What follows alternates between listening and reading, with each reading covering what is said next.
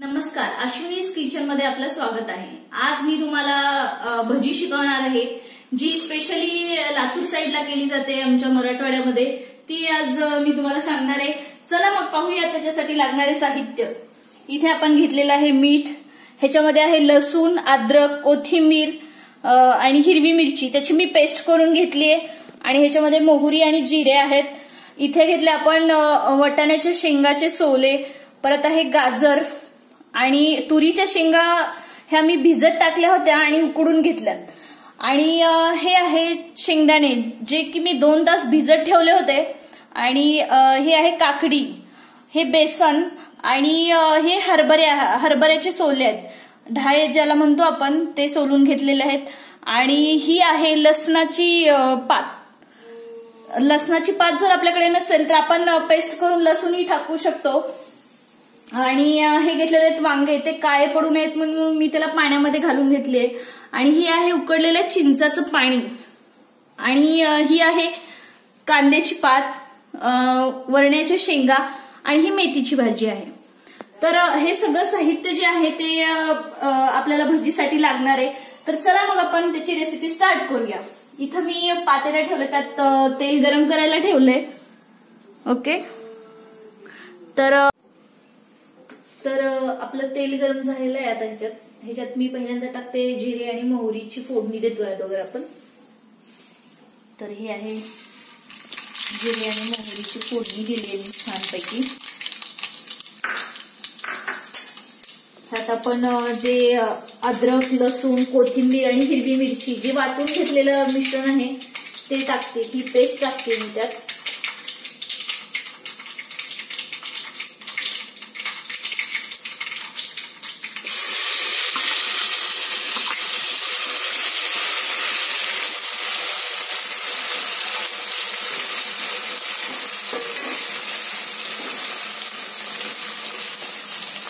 हिला थोडीशी परतू द्यायचं।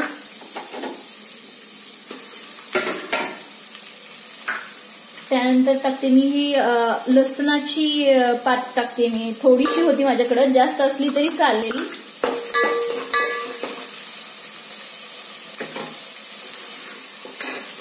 त्यानंतर टाकते मी ही कांद्याची पात टाकते। ही जेवढी जास्त टाकेल तेवढी भजी आपली टेस्टी लागेल, कारण ही तेलामध्ये जेव्हा आपण ह्याला परतू तेव्हा ही कमीच होऊन जाते, त्यामुळे मी थोडीशी जास्तच टाकते।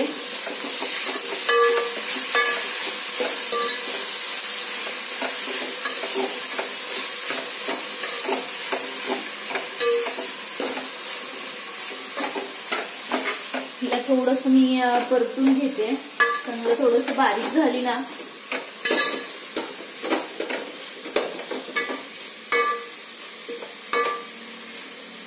इथे मी सगळं एक बाउल घेतलेलं आहे। आपण आपल्या गरजेनुसार जास्तही घेऊ शकतो।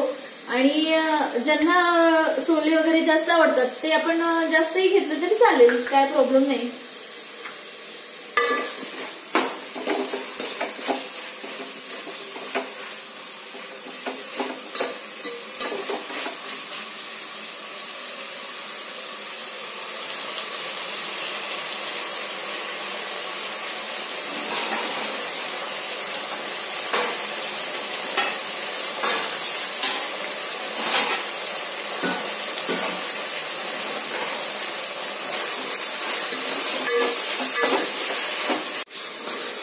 कांद्याची पात व्यवस्थित परतून घ्यायची, थोडीशी बारीक होऊ द्यायची। मी थोडस एक वाफ देते त्याला, कारण की ती व्यवस्थित बारीक झाली, शिजून चांगली व्यवस्थित व्हायला पाहिजे।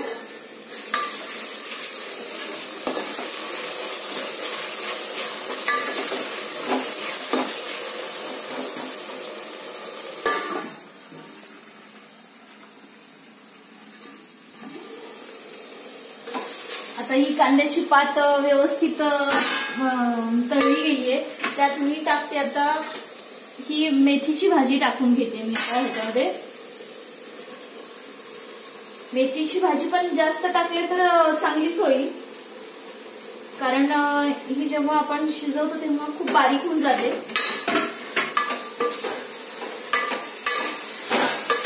हिला सुद्धा आपण कांद्याच्या पातीसारखं थोडंसं एक वाफ देऊन घ्यायचं।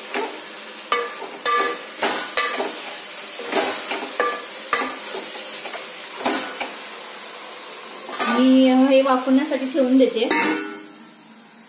हिला थोडंसं वाफवून घेऊ आपण. त्याच्यामध्ये मेथीला आपण थोडंसं वाफ देऊन घेतले, 5 मिनिटं वाफ देऊन घेतले मी. आता हे पहा आपलं थोडंसं बारीक झालेलं आहे. त्यानंतर आता मी टाकते त्यात वरणाच्या शेंगा. ह्याला कोणी कोणी घेवड्याच्या शेंगाही म्हणतात, आमच्या इकडे वरणाच्या शेंगा म्हणतात ह्याला.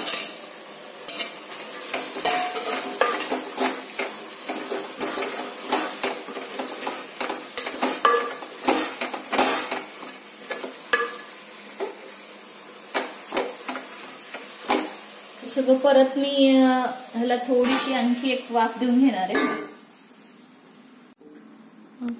वरणाच्या शेंगाला चांगली वाफ देऊन झालेली आहे.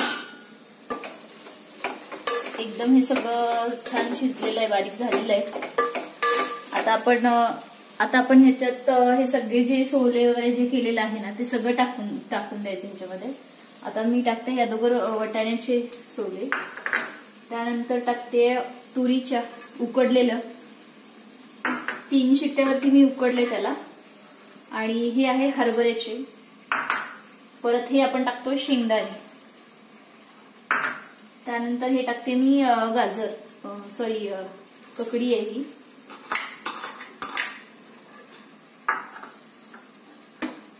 हे गाजर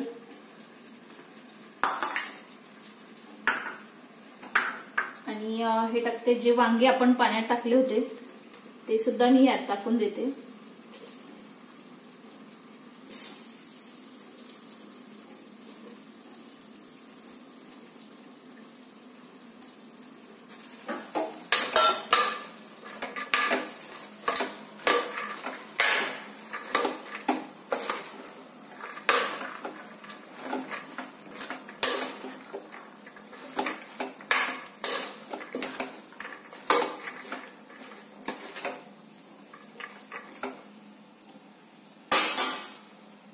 ह्यात थोडंसं मीठ टाकते मी.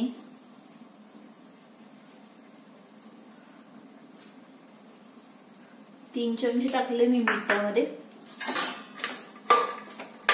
व्यवस्थित त्याला हलवून घेते.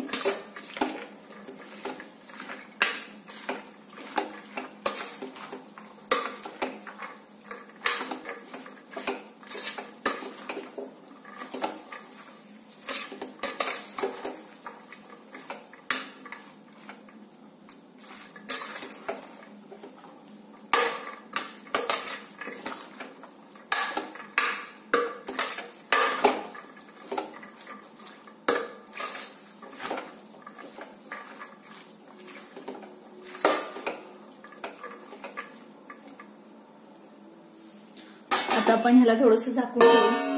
ह्याला सुद्धा आपण 5 मिनिटं अगोदर सारखं वाफवून घेणार आहेत. ह्याला आपली वाफ देऊन झालेली आहे. एक वाफ देऊन घेतलेली आहे. ह्याला छान मीठ टाकलं होतं आपण, छान पाणी सुटलेलं आहे. हे जे सगळे सोले आहेत ते आपण दुसरीकडेही उकडून घेऊ शकतो, किंवा जर ताजे असतील तर ते ह्यातही होऊन जातील, त्यात काय प्रॉब्लेम नाही. आता हे जे आहे हे आपण चिंच उकडून त्याचं मी पाणी गाळून घेतलेलं आहे ते टाकते मी आता ह्यामध्ये. आंबट वगैरे आपल्याला कशी हवी आहे त्याप्रमाणे हे आपण टाकू शकतो. थोडंसं ठेवते मी, नंतर चव बघून टाकेल. आणि ह्यात थोडंसं कोमट पाणी सुद्धा टाकू आपण चिंचेच्या पाण्याबरोबर.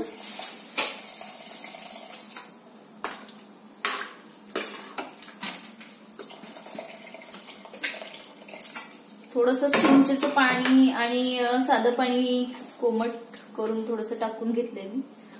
आता आपण गॅस मोठा करू आणि ह्याला चांगली उकळी येऊ देऊ. झाकून ठेवते मी ह्याला.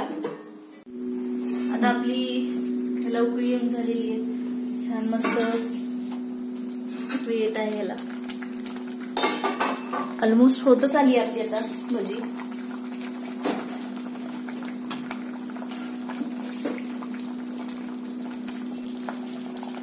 डाळीचं पीठ मी पाण्यामध्ये भिजवून घेतलेलं आहे, कारण की असं जर आपण टाकायला गेलं तर डाळीचे गोळे होतात ना, त्यामुळे आपण ह्याच्यामध्ये भिजवून घेतलेलं आहे.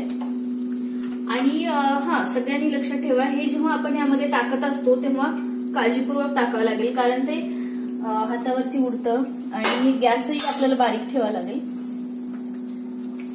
एकदम सावकाश आणि ह्याला गोल फिरवत आपण ह्यामध्ये हे टाकून घेऊया.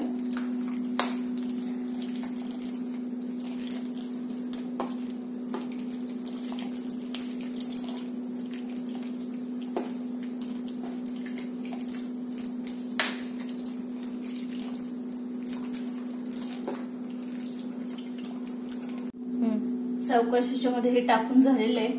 हे बघा असं झालेलं आहे. थोडंसं पातळ ठेवायचं, कारण की शिजून हे थोडंसं घट्ट होऊन जाईल. त्यात थोडंसं कलर येण्यासाठी मी हळद टाकते थोडीशी, आपल्या इच्छेनुसार येते. जर आपल्याला हिरव्या मिरच्याची नको असेल तर आपण लाल तिखटही टाकून ह्याला करू शकतो.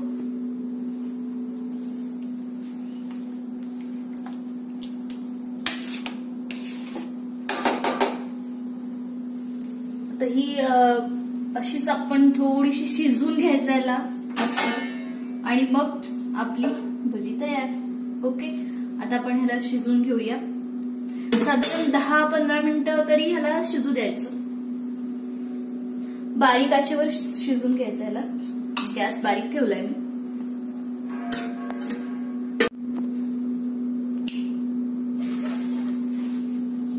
भजी शिजलेली आहे आपली. ही पहा असं मस्त शिजून झालेली आहे. ही तयार आहे आता आपली भजी. ही आपली भजी तयार झालेली आहे आणि मी ह्या एका बाउलमध्ये काढून घेतलेलं आहे. ही भजी आपण भाकरीसोबत खाऊ शकतो, ज्वारीच्या किंवा बाजरीच्या भाकरीसोबत खाऊ शकतो. जर तुम्हाला उंडे माहिती असतील तर तुम्ही उंड्यासोबतही खाऊ शकता.